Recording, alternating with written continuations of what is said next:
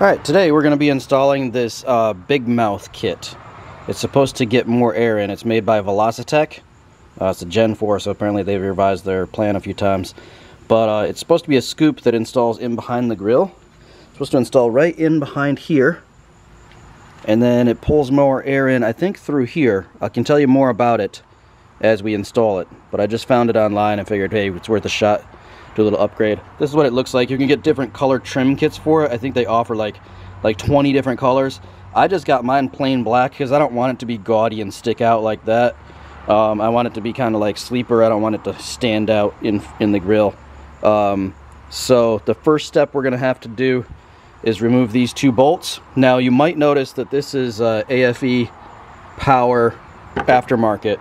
The factory intake here is only about this wide here, and it might be even a little bit shorter. This is an aftermarket one that I installed. There is a video on it if you go under the Ford Ranger playlist on my channel.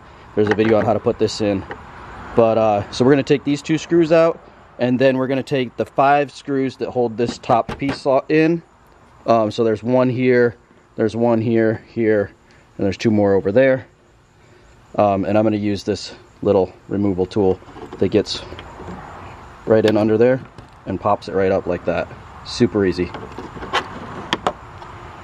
Alright, now that I've got the 2 screws out down there at the intake scoop, and then these 5 fasteners across here, I can just lift this piece up and out. Alright, now that we have that guard out of the way, this new scoop, the Big Mouth scoop, is going to be going right down here in this little opening. Just like that. But of course we have to secure it in place. So we're going to be backing a couple bolts out. This one right here we're going to be taking out. And then this one right here we're going to be taking out. The instructions say that we may have to, since it's tight quarters there, we may have to use an extension and go in through the front of the grill. I'll see what my ratchet does and we'll do that. Before I get it put back together though, I am going to try to get a brush or something and brush some of the bugs off the front of this grill since I have it open. And also I might even vacuum this little area here. Okay, so both of these bolts here are 8mm, and it looks like I'm going to be able to get in there just fine with my 1/4" drive ratchet and a 4" extension. That might actually be a 3". But anyway, I'm going to be able to get onto both of those just fine. Alright, I've got both of those bolts out, and they provided 2 new bolts because of the thickness of this mount here. Let me see the thickness of it. So we're going to need longer bolts to go back in those same holes. So they did send 2 longer bolts with it. Okay.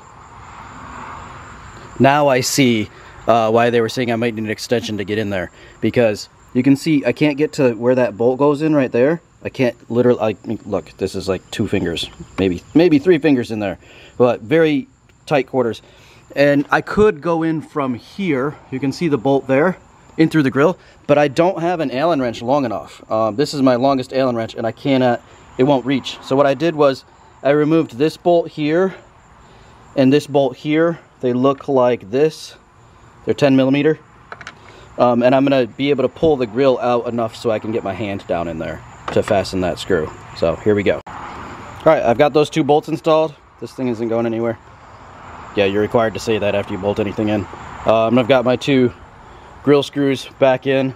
So now I'm ready to put that cowl back on top. I did vacuum out the front of my grill with the thin apparatus that you put on your vacuum.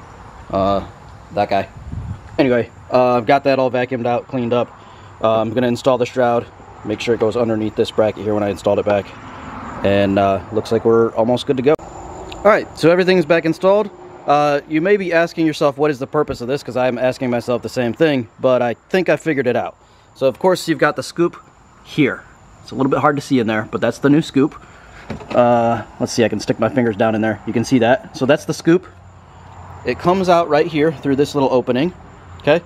And then how the heck does it get over to our air intake? How does it get through there?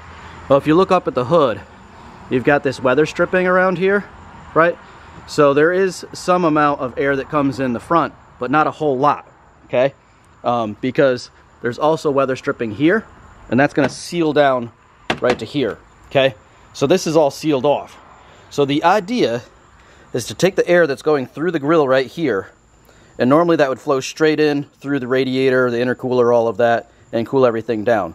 What we're trying to do, and then it would just kind of rely on the suction powder of the motor to pull it from here over to here. So what we're trying to do with this ram air is when the truck's moving fast, it's going to ram air through there. That scoop is going to force it up into here and then over into that air intake right there.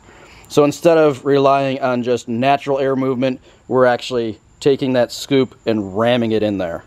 So that's the idea. And let me show you just to illustrate with the hood closed. See, there's no air that could get through there because of that weather sealing. So we were relying on all of our air to come here. So now we've got that scoop to kind of ram it in there. So I'm going to take it for a test drive and I'll let you know what I think. All right, here's the update for you. I am extremely impressed with this upgrade. Oh my gosh. Wow, you can't really see it there. Well, you can kind of see it through the grill there. There's the scoop. Just took it for a test drive. Anywhere from a dead stop to about 30 miles an hour, you really don't notice much of a difference. But oh my gosh, once you're already moving, you're going 30, 40, 50, and you want to punch it to accelerate, you can definitely tell the difference. It is really incredible. I couldn't believe it. I thought maybe this was a gimmick, or like maybe it was just going to be my imagination, but there is much more power available now, more than it could just be left to my imagination. It's just not, yeah, you'll have to do it to your truck to believe it, but it's incredible power pickup. I will warn you though, because the faster you go, the more air gets pushed in there. The faster you go, the faster this thing feels like it wants to go. So that's your warning. Any tickets, don't complain to me. But the thing feels great. I'm sure it's going to have improved fuel economy now if I can keep my foot off that accelerator. And yeah, very happy with this upgrade. By the way, the scoop cost $129. I'll link it in the description below or in the comments so you guys can find it. Awesome upgrade. Definitely recommend you guys do it. Take care.